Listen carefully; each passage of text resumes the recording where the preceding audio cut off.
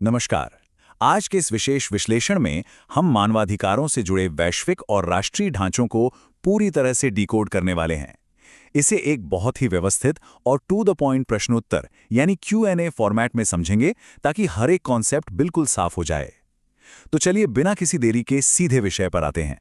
महान दार्शनिक Jean Jacques Rousseau की एक बहुत ही मशहूर लाइन है, मानव स्वतंत्र पैदा हुआ है लेकिन वह हर जगह जंजीरों में है। यह एक लाइन मानवाधिकारों की पूरी दार्शनिक नींव को स्थापित कर देती है।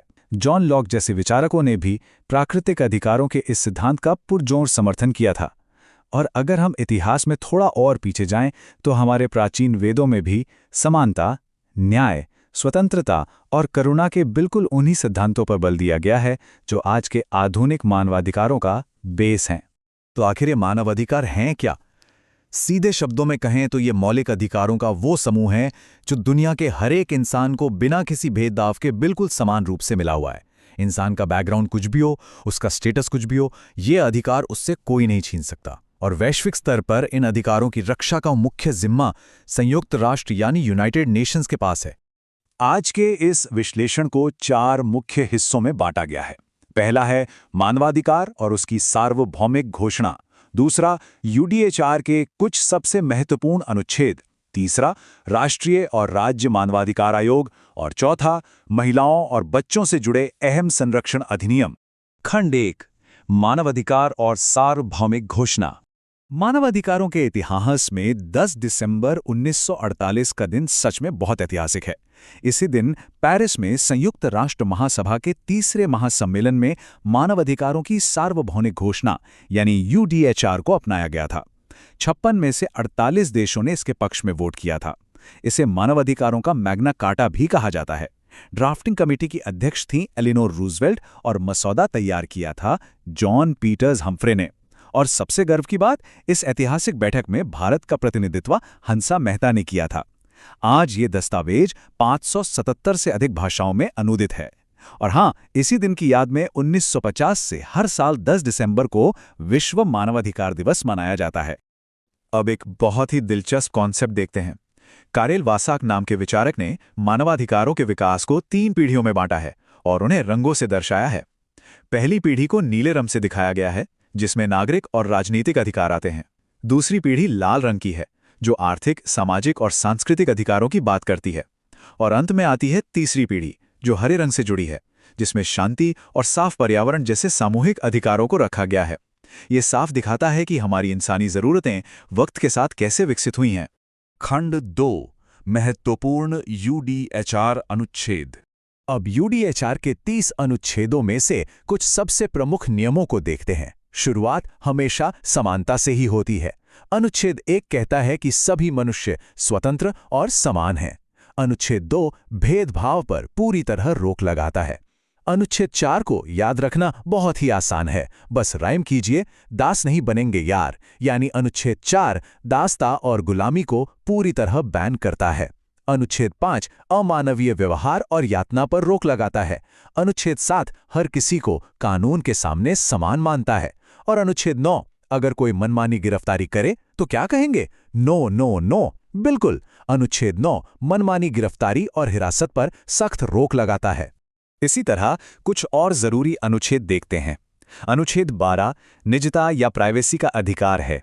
इसे ऐसे याद रख सकते हैं कि रात के 12 बजे फोन करके किसी की निजता भंग मत करना। अनुच्छेद 13 देश के भीतर कहीं भी आने जाने की आज़ादी देता है। अनुच्छेद 16 विवाह और परिवार बनाने का अधिकार है। अब अनुच्छेद 19 बहुत ही अहम है। यह अभिव्यक्ति की स्वतंत्रता यानी फ्रीडम ऑफ स्पीच की बात करता है जो बिल्कुल भारत के अपने मूल अधिकारों से मेल खाता है। अनुच्छेद 24 आराम और छुट्टी का अधिकार देता है क्योंकि कोई भी इंसान 24 घंटे काम नहीं कर सकता। और अनुच्छेद 26 शिक्षा का अधिकार सुनिश्चित करता है।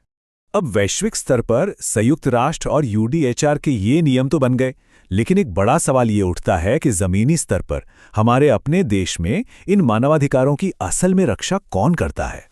खंड 3 राष्ट्रीय और राज्य मानवाधिकार आयोग। यहाँ सबसे अहम बात यह है कि राष्ट्रीय मानवाधिकार आयोग यानी एनएचआरसी और राज्य मानवाधिकार आयोग यानी एसएचआरसी के बीच एक बड़ा प्रशासनिक अंतर है। एनएचआरसी की स्थापना 12 अक्टूबर 1993 को हुई थी। इसके अध्यक्ष और सदस्यों की नियुक्ति राष्ट्रपति करते हैं और ये अपनी रिपोर्ट केंद्र सरकार को सौंपता है। दूसरी तरफ राज्यों में एसएचआरसी राज्य और समवर्ती सूची के मामलों की जांच करता है। इसकी नियुक्ति तो राज्य के राज्यपाल करते हैं, लेकिन यहाँ एक बहुत बड़ा कैच है। एसएचआरसी के सदस्यों को पद से हटाने का अधिकार केवल और केवल राष्ट्रपति के पास है, वो भी सुप्रीम कोर्ट की जांच के बाद। ये आयोग अपनी रिपोर्ट राज्य सरकार को देता है। आइए एनएचआरसी के स्ट्रक्चर को थोड़ा और करीब से समझते हैं। ये मानवाधिकार संरक्षण अधिनियम 1993 के तहत बनी एक स्टैट्यूटरी बॉडी है, जिसका मुख्यालय नई दिल्ली में है। इसमें कुल 13 सदस्य होते हैं, एक अध्यक्ष, 5 पूर्णकालिक सदस्य और 7 पदेन या एक्स ऑफिशियो सदस्य।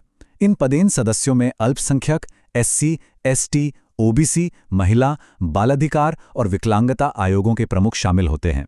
2019 में हुए एक बड़े संशोधन के बाद इनका कार्यकाल 3 साल या 70 वर्ष की उम्र तक कर दिया गया है। साथ ही अब यह अनिवार्य है कि 3 मानवाधिकार विशेषज्ञ सदस्यों में से कम एक महिला होनी चाहिए। इसके पहले अध्यक्ष जस्टिस रंगनाथ मिश्रा थे और वर्तमान अध्यक्ष वी रामसुब्रमण्यम हैं। 14443 ये कोई आम नंबर नहीं है, ये एनएचआरसी का आधिकारिक टोल फ्री हेल्पलाइन नंबर है। देश के किसी भी कोने से कोई भी व्यक्ति मानवाधिकारों के उल्लंघन की शिकायत इस नंबर पर दर्ज करा सकता है। और इसी के साथ एक और बहुत ही सख्त नियम जुड़ा है। अगर पुलिस या न्यायिक हिरासत में किसी भी व्यक्ति की मौत हो जाती है तो कानूनी तौर पर यह अनिवार्य है कि इसकी सूचना ठीक 24 घंटे के भीतर एनएचआरसी को दी जाए। पुलिस की जवाबदेही तय करने का ये एक बहुत ही शक्तिशाली टूल है। हालांकि हर संस्था की तरह आयोग की भी कुछ सीमाएं हैं। अधिनियम की धारा 17 के तहत सामान्य परिस्थितियों में आयोग 1 साल से ज्यादा पुराने मामलों की जांच नहीं कर सकता।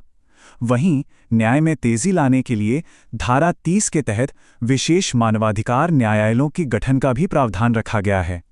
इन अदालतों के लिए एक स्पेशल पब्लिक प्रोसिक्यूटर नियुक्त किया जाता है, जिसके पास कम से कम 7 साल का कानूनी अनुभव होना अनिवार्य है। खंड 4 महिला एवं बाल संरक्षण अधिनियम। चलिए अब देखते हैं कि महिलाओं के अधिकारों को कानूनी रूप से कैसे मजबूत किया गया। ये टाइमलाइन बहुत कुछ कहती है। 1979 में वैश्विक स्तर पर सीडाओ अपनाया गया, जिसे महिलाओं के लिए अंतर्राष्ट्रीय अधिकार पत्र भी कहा जाता है। इसी से प्रेरणा लेते हुए भारत ने 1992 में राष्ट्रीय महिला आयोग की स्थापना की। फिर 2005 में महिलाओं को घरेलू हिंसा से बचाने के लिए एक कड़ा कानून आया, क्योंकि घरेलू हिंसा सीधे तौर पर मानवाधिकारों का उल्लंघन है। और फिर 2013 में कार्यस्थल पर महिलाओं के यौन उत्पीड़न को रोकने के लिए एक विशेष अधिनियम लाया गया।